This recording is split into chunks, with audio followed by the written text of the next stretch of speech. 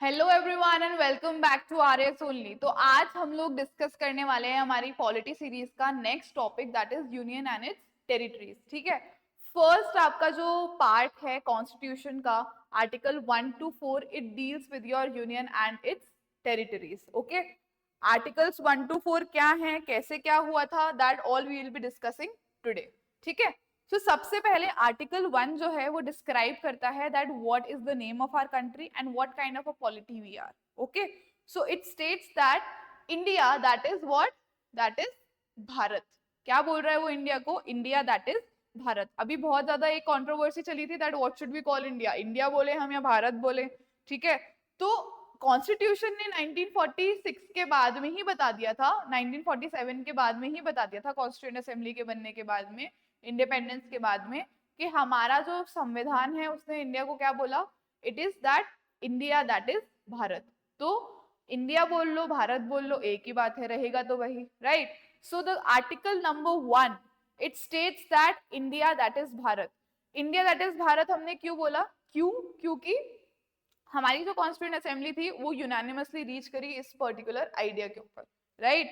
India that is Bharat. So India is, देश का नाम क्या है, what is the name of the country as per article 1, it is India that is Bharat. ठीक है, उसके अलावा what the article says that it is a union of states. क्या है ये? एक स्टेट्स का यूनियन है। ठीक है, our constitution didn't call the state of India to be what, to be a federation. इसने अब स्टेट ऑफ इंडिया को एक फेडरेशन नहीं बोला, फेडरेशन ऑफ स्टेट्स नहीं बोला। What did it call it? It called it a union of states. क्यों? क्योंकि हम यूएसए की तरह एक बहुत सारी कॉलोनीज एक अग्रीमेंट के अंदर नहीं आए थे। ठीक है, अलग अलग यूएसए में क्या हुआ था, USA had many colonies, different different colonies. ठीक है, डिफरेंट डिफरेंट कॉलोनीज ने एजिटेशन, यहाँ पर एजिटेशन हुआ। ठीक है, there was a revolution, there was a revolution for independence over there as well, right. तो यहाँ पर ये जो बहुत सारी अलग अलग कंट्रीज थी, अलग अलग एंटिटीज थी, अलग अलग कॉलोनीज थी, इन्होंने क्या बोला, इन्होंने एक साथ में एक अग्रीमेंट बनाया और ये लोग क्या बन गए, they became the United states of America. ठीक है, तो इसको हम क्या बोलते हैं, दिस इज अ फेडरेशन। ये क्या है, ये एक फेडरेशन है। वेयर एज हमारा जो इंडिया था जब उसको इंडिपेंडेंस मिली तो वो क्या था, वो एक यूनियन था, वो एक था, it was United, it was not dissipated into various colonies और वेरियस स्टेट्स, और उन स्टेट्स ने एक अग्रीमेंट करके वो साथ में नहीं आए थे। हमारे इंडिया को as a union, as a whole क्या मिली थी, इंडिपेंडेंस मिली थी। ठीक है, there were various princely states which were later taken into India, which later entered to India, right? But हमारा जो इंडिया था, it was what, हमारा जो ये इंडिया था, ये एक फेडरेशन नहीं था, बल्कि ये क्या था, एक यूनियन था, right. So that is why we are what, we are a union of India rather than federation of India. अब इसका एक्सप्लेनेशन देते हुए डॉक्टर बी आर अम्बेडकर ने आपको दो मेन रीजंस दिए इसके। फर्स्ट मेन रीजन क्या है, that Indian federation is not the result of an agreement amongst the state. अभी जैसे हमने देखा कि हमने स्टेट्स के बीच में अग्रीमेंट करके नहीं बनाए, हम लोग एज ए यूनियन इंडिपेंडेंट हुए थे। ठीक है, सेकेंड रीजन उन्होंने क्या दिया, that the constituent states have no right to secede from the federation making the union indestructible. ठीक है, हमारी जो स्टेट्स हैं वो अपने आप से हमारे इंडियन यूनियन से अलग नहीं हो सकती, they can not secede from the Indian union, they do not have that right to secede from the Indian union. That is also why it is called as a union of states. I hope you have understood why we are calling India as a union of states rather than a federation, right? So these were the reasons which were given by Dr. B.R. Ambedkar. ठीक है, federation क्या है, federation becomes when there is an agreement between the parties. But यहाँ पर क्या है, यहाँ पर तो हमारा इंडिया एज अ यूनियन ही क्या हुआ था, इंडिपेंडेंट हुआ था, राइट। आगे चलते हैं हम हमारे नेक्स्ट आर्टिकल्स की तरफ। उसके अलावा आर्टिकल 1 के अलावा वहां पर नाम और पॉलिटी के अलावा there is a classification of territory as well. ठीक है, टेरिटोरियल क्लासिफिकेशन भी किया गया है। तीन कैटेगरीज के अंदर बेसिकली हमारी इंडियन टेरिटरी को डिवाइड किया गया है। First is your territory of India. First क्या है, the territories of the state. क्या है आपकी जितनी भी स्टेट्स है उनकी टेरिटरी आती है किसमें, आपकी टेरिटरी ऑफ इंडिया के अंदर। Second is your union territories. Union territories क्या है, यूनियन टेरिटरीज जिनका डायरेक्ट कंट्रोल किसके पास है, it is in the hands of the union, ठीक है। जो सेंटर गवर्नमेंट है आपका, उसका डायरेक्ट कंट्रोल होता है आपकी किसके अंदर, यूनियन टेरिटरीज के अंदर। Then the territories that may be acquired by the government of India at any time, ठीक है। कोई भी टेरिटरी गवर्नमेंट ऑफ इंडिया अगर एक्वायर करता है किसी भी टाइम के अंदर, so that will also be called as the territory of India, ठीक है। अगर government of India is acquiring any territory at any given period of time, so that territory will also be called as the territory of India, ठीक है। I hope you have understood that article 1 के तहत the territory of India के 3 broad classifications क्या हैं। First is the territories of the state, जितनी भी states है हमारे इंडिया की उनकी टेरिटरीज, उसके अलावा जितनी भी यूनियन टेरिटरीज हैं वो, उसके अलावा जो भी टेरिटरी हम लोग एक्वायर करेंगे at any given point of time, that will also be considered as the territory of India, okay।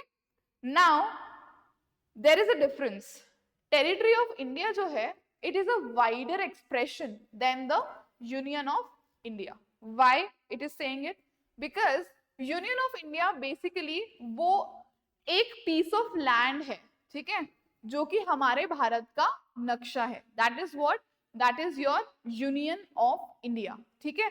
Whereas territory of India is any territory anywhere in the world, okay, which belongs to India, जो India ने acquire करी हुई है या India को वो belong करती है, that is the territory of India, ठीक। अगर अगर इस टेरिटरी के बाहर यहाँ पर कुछ आइलैंड्स है इंडिया के, so these are also what, these are also the territory of India, okay. But these will not come into the what, into the union. Union तो ये सिर्फ एक जो ये जो पीस ऑफ लैंड है, ठीक है, इसको हम लोग बोल रहे हैं, right. But territory of India के अंदर कौन आ रहा है, पूरा टेरिटरी ऑफ इंडिया के अंदर जितनी भी लैंड्स एक्वायर्ड हैं इंडिया के द्वारा, whether it is in the union और it is outside the union, all of those are included in the territory of India, okay। I hope you have understood all of these things। now देखो यहाँ पर ये चीज लिखी हुई है that the Union of India includes what, only the states, ठीक है। अब the territory of India includes states, UTs and the future acquired territories as well, ठीक है। यूनियन ऑफ इंडिया के अंदर क्या थी, सिर्फ ये स्टेट्स थी, राइट, जो कि हमारे पास आई थी, एंड टेरिटरी ऑफ इंडिया के अंदर ये स्टेट्स भी हैं, ये भी हैं, okay.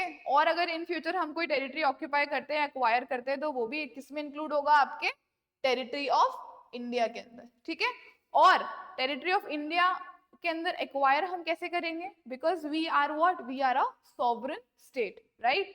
We have our own right, हमारे पास हमारा ओन विट है, ओन कॉन्शियंस है, जिसको भी हम एक्वायर करना चाहते हैं हम एक्वायर कर सकते हैं। But because we are what, we are a peaceful nation, so we do not believe in what, we do not believe in forceful acquisition of any kind of land of any of the other countries, ठीक है।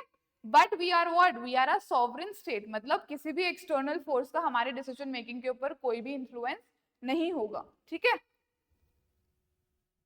आगे चलते हैं हम।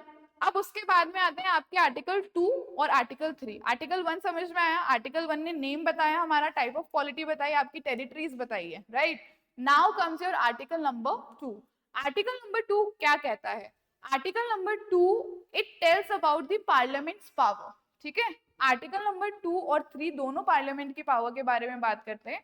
Article 2 जो है वो parliament को एम्पावर करता है, it empowers the parliament to admit into the union and establish new states। मतलब पार्लियामेंट जो है वो हमारे इंडियन यूनियन के अंदर किसी भी स्टेट को एडमिट कर सकता है या फिर किसी भी नई स्टेट को एस्टैब्लिश कर सकता है, ठीक है। वो किस में आता है, आपके आर्टिकल 2 में आता है। मतलब अगर एक्सटर्नल इंटीग्रेशन की बात आती है, ठीक है, किसी भी एक्सटर्नल स्टेट को इंडिया में इंटीग्रेट करने की बात आती है, after occupying it, after conquering it, तो this all comes under what, this all comes under your article number 2 which is talking about your external integration, okay। whereas if there is an internal if there is an internal readjustment, अगर internal readjustment होता है, so that will come in your article 3 which we'll discuss later on. ठीक है?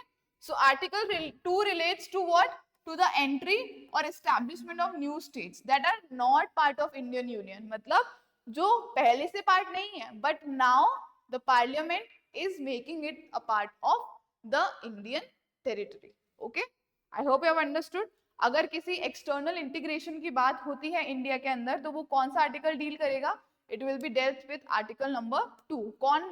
Who can make provisions regarding that? The parliament can make provisions regarding that according to the constitution of India, article number 2. ठीक है? उसके बाद आते हैं हम article number 3 के ऊपर. Article number 3 it deals with what? It deals with the formation or changes in the existing states of the union. ठीक है? एग्जिस्टिंग जो स्टेट्स हैं यूनियन के अंदर, उसकी अगर बाउंड्री चेंज करनी है, एरिया चेंज करना है, उसका नाम चेंज करना है, so all of those things will be done by your parliament. ठीक है? But it will come under your article number 3. दोनों में एक बहुत स्टार्क डिफरेंस है आर्टिकल 2 और 3 में.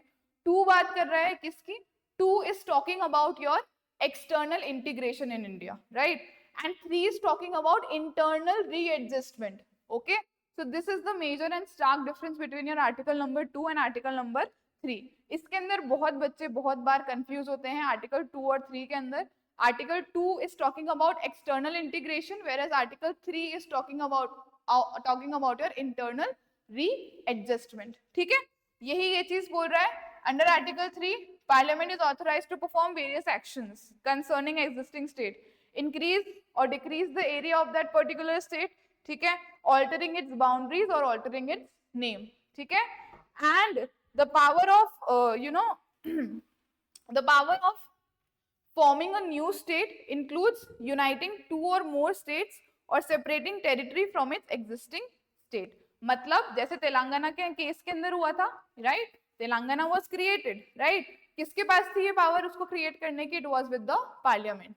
अब when such kind of power is to be used, okay, so first of all उस बिल को इंट्रोड्यूस करने से पहले it must have the recommendation of the president. Okay, for introducing such kind of bill in the parliament for alteration of boundaries or increasing or decreasing the areas amongst the states, internal states की हम लोग जब बात कर रहे हैं, so such kind of bill it will be introduced in your parliament. और introduce होने से पहले it must get a prior recommendation of the president. president की prior recommendation जरूरी है. Plus president will also take view of the concerned states. जो भी concerned states हैं उसका view लेगा कौन? president will be taking the view of those states. ठीक है? but that view is not binding. जो भी viewpoint present करेगी वो state, that viewpoint is not binding or that views are to be given in a specified period of time. ठीक है? ऐसा अगर कोई भी bill होगा, so firstly the bill for altering states under article 3 requires the prior recommendation of the president. Okay, and before recommending the bill will be sent to the concerned state legislature for expressing its views within a specified period of time, जैसा कि मैंने आपको अभी बताया. ठीक है? now president के जो view मिले हैं उस particular state legislature के, वो parliament consider कर भी सकती है और नहीं भी कर सकती है. किसी भी तरीके से ये binding, it is not at all what? binding. binding ये बिल्कुल भी नहीं है. okay, so these views are not at all binding. ठीक है? now अगर ऐसा कोई चेंज यूनियन टेरिटरीज के अंदर करना है, ठीक है, अगर ऐसा कोई चेंज यूनियन टेरिटरीज के अंदर करना है, तो लोकल जो लेजिस्लेचर्स है उनका रिकमेंडेशन और उनके व्यू पॉइंट्स लेने की कोई भी जरूरत नहीं है. The parliament can itself do it. So this is what it is mentioned over here, that for the union territories there is no recommendation which is taken from their state legislatures. Why? Because union का जो main work होता है, जो union का पूरा बागडोर होती है, वो किसके हाथ में होती है? आपकी किसके हाथ में होती है union territories की बागडोर? It is in the hands of your union. It is in the hands of your center government, right? So they can take a decision on this on their own.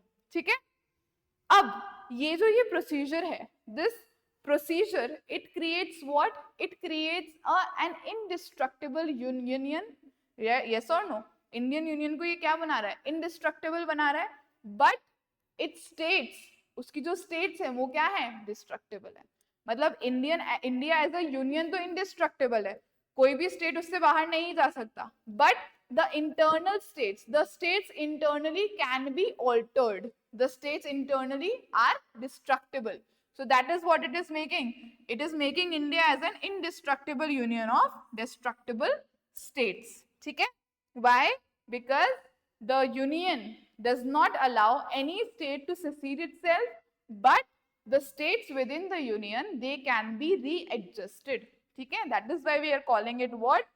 We are calling it an indestructible union of destructible states. ठीक है? Now, अब इसके ऊपर questions उठे, right? There were certain questions which were raised on the powers of what?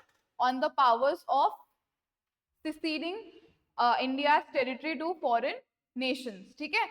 तो आपका जो बेरुवारी union case हुआ 1960 के अंदर, ठीक है, उसमें पार्लियामेंट की power according to article 3, parliament ने एज पर आर्टिकल 3 जो है बेरुवारी यूनियन के जो एनक्लेव्स थे उनको क्या करने की कोशिश करी थी, उनको पाकिस्तान को देने की कोशिश करी थी। जो भी बेरुवारी यूनियन की जो प्रॉपर्टीज थी उनको किसको देने की कोशिश करी थी? पाकिस्तान को देने की कोशिश करी थी। ठीक है? So there was raised a question on the parliament's power under article 3 to diminish the area of a state includes the power to cede Indian territory to a foreign country. As I told you, Pakistan को देने की बात हुई थी, right?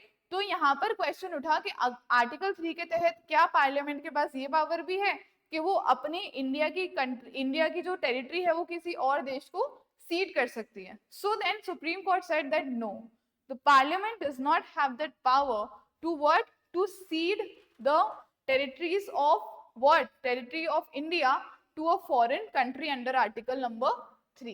ठीक है? Under article number 3, Parliament does not have that power. ठीक है? Cession of an Indian territory, वो किसके तहत आएगा? आपके आर्टिकल 368 के तहत उसके लिए कॉन्स्टिट्यूशन के अंदर एक अमेंडमेंट किया जाएगा. Okay? For any kind of cession of Indian territory, there is a requirement of what? There is a requirement of a constitutional amendment under article 368. okay? उसके बाद में सबसे पहला कॉन्स्टिट्यूशन अमेंडमेंट एक्ट इससे रिलेटेड हुआ आपका 9th constitution amendment act of 1960. ठीक है? जिससे बेरुवारी यूनियन की टेरिटरी जो थी वो किसको दी गई थी? पाकिस्तान को दी गई थी. ठीक है? 9th कॉन्स्टिट्यूशन अमेंडमेंट एक्ट के तहत बेरुवारी यूनियन की जो टेरिटरी थी वो किसको दी गई थी? It was given to Pakistan. And supreme court ने एक और चीज बोली कि बाउंड्री डिस्प्यूट्स जो होती हैं, ठीक है, बॉर्डर डिस्प्यूट जो होती हैं, और किसी भी तरीके का अगर कोई ऐसी डिस्प्यूट होती है तो उसके अंदर एग्जीक्यूटिव एक्शन लिया जा सकता है, बातचीत से मसले को सुलझाया जा सकता है.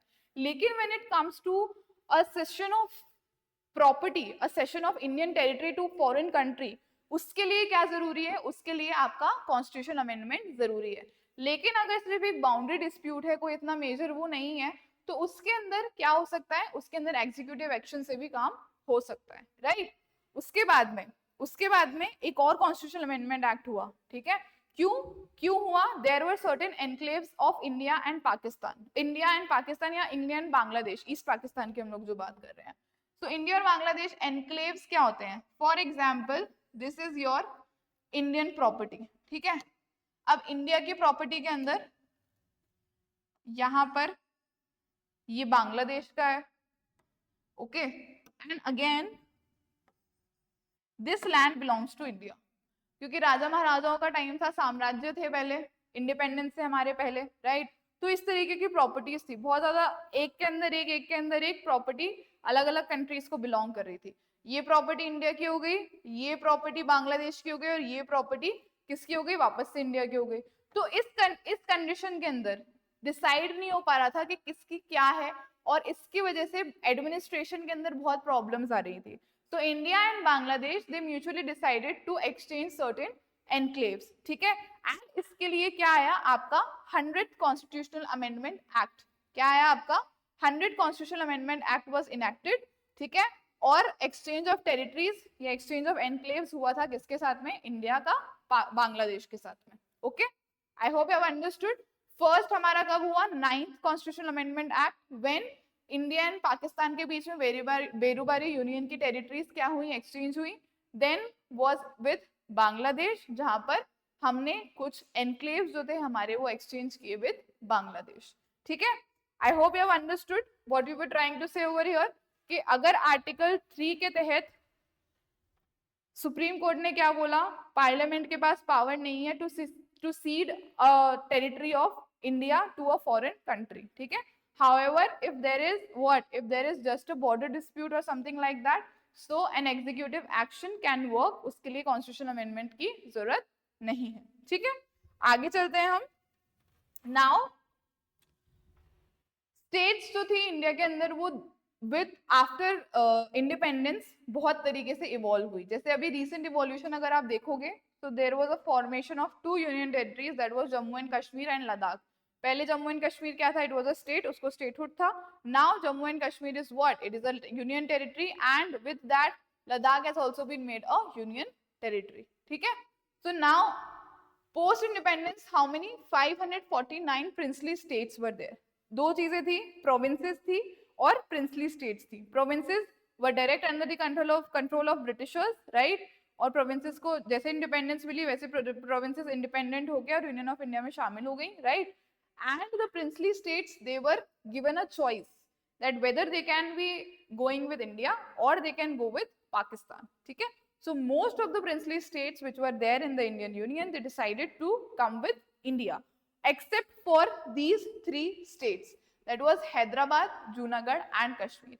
But eventually हैदराबाद के अंदर पुलिस एक्शन से हैदराबाद को इंडियन स्टेट में इंक्लूड कर लिया गया। जो जूनागढ़ के अंदर there was a referendum which was done with the people and the people decided to come with India.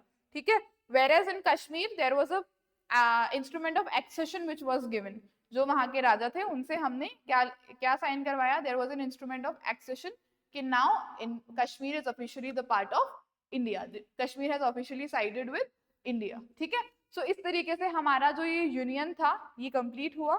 इसमें जो ये 3 प्रिंसली स्टेट्स थे जो इनिशियली हमारा पार्ट नहीं बनना चाह रहे थे, उनको भी हमने हमारे इंडियन यूनियन के अंदर इंक्लूड करने की कोशिश करी। ठीक है, उसके बाद 1950 के अंदर इन स्टेट्स को 4 कैटेगरीज में बांटा गया, ए बी सी और डी कैटेगरी में।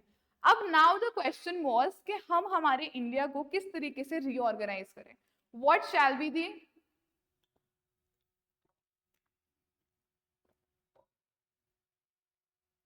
what shall be the order of reorganization of our Indian states। लोगों की डिमांड आई कि भाई आप लैंग्वेज के बेसिस के ऊपर ही डिवीजन करो। ठीक है, there was widespread protest, there were widespread protest in all over India कि आप लैंग्वेज के बेसिस के ऊपर क्या करो, रीऑर्गेनाइजेशन करो, एक लैंग्वेज के लिए एक स्टेट बनाओ। अब now you think there are hundreds of languages in India, officially हमारे पास कम है, बट अगर हम वैसे देखें, if we see it like that, so India is a diverse country with diverse cultures, with diverse languages। even if we see in Rajasthan, तो राजस्थान के अंदर मारवाड़ी के भी अलग अलग बहुत सारे डायलेक्ट्स हैं, राइट। सो अगर उस हिसाब से लोग करने बैठते, so it would have been a hell lot of time। कल को कोई नई लैंग्वेज डेवलप करके बोलता कि हमें भी हमारी लैंग्वेज की क्या चाहिए, स्टेट चाहिए। so there were 2 commissions which were set up। first was your Dhar commission in 1948 and then was your JVP committee in 1949। ठीक है, इन्होंने क्या बोला, दैट इन्होंने कंप्लीटली रिजेक्ट कर दिया लैंग्वेज बेस्ड स्टेट का आइडिया। ठीक है, इन्होंने क्या किया, दे completely rejected the language based state idea, और इन्होंने क्या उसका हवाला दिया कि एडमिनिस्ट्रेटिव कन्वीनियंस नहीं होगा, इसलिए हम लोग इस आइडिया को रिजेक्ट कर रहे हैं। Then again there were widespread protest, बहुत ज्यादा वायलेंस हो गया, बहुत ज्यादा मारकाट हो गई, बहुत ज्यादा लोग परेशान हो गए, सड़कों के ऊपर आ गए। एंड यू जस्ट इमेजिन कि एक नेसेंट नेशन जिसको अभी अभी आजादी मिली है, जिसकी इकोनॉमिक कंडीशन इतनी अच्छी नहीं है अभी, ठीक है, और उसके अंदर इस तरीके के वायलेंट प्रोटेस्ट होते हैं, तो उसकी इकोनॉमी तो और डाउन जाएगी, लोगों का डेवलपमेंट तो बहुत दूर की बात है, अभी तो हम आजाद हुए हैं तो हमें होश संभालने में ही टाइम चाहिए था। उसके बाद गवर्नमेंट वापस से एक और कमीशन लेकर आई, that is your Fazal Ali commission. कौन सा कमीशन लेकर आई, आपका Fazal Ali commission, that was in 1956 to 1953 to 55। ठीक है, इससे पहले क्या हो गया था, बहुत ज्यादा मारकाट होने के बाद में आपके आंध्र प्रदेश का, आंध्रा जो स्टेट थी वो बन गई थी। ठीक है, जो मद्रास का पूरा एरिया था उसमें से आंध्र प्रदेश जो था, आंध्र स्पीकिंग पीपल का आंध्र प्रदेश वो बन गया था। यहाँ पर एक बहुत फेमस फ्रीडम फाइटर जिसको बोला जाता है पोटी Sriramulu, he was a very famous freedom fighter or the major person who was responsible for the formation of what, for the formation of Andhra state. ठीक है, he was a Gandhian, he believed in what, he believed in non-violent protest, but with his death there was a lot of violence which was there, and it led to what, it led to first linguistic state of Andhra Pradesh. ठीक है, उसके बाद government it decided that now it is high time, देश के अंदर अब हम और वायलेंस झेल नहीं पाएंगे, इसलिए government came up with the Fazal Ali commission from 1953 to 1955. ठीक है, फजल अली कमीशन ने अपनी क्या दी, अपनी रिकमेंडेशंस दी. ठीक है, और इन्होंने बोला कि हम लोग लैंग्वेज के बेसिस के ऊपर we will broadly make the states, but इन्होंने वन लैंग्वेज वन स्टेट का आइडिया कंप्लीटली डिसमिस कर दिया था. ठीक है, the Fazal Ali commission it said that okay, we are okay with it, if you want states based on linguistic backgrounds, linguistic areas, then it is completely fine with us, but one language one state will not be applicable.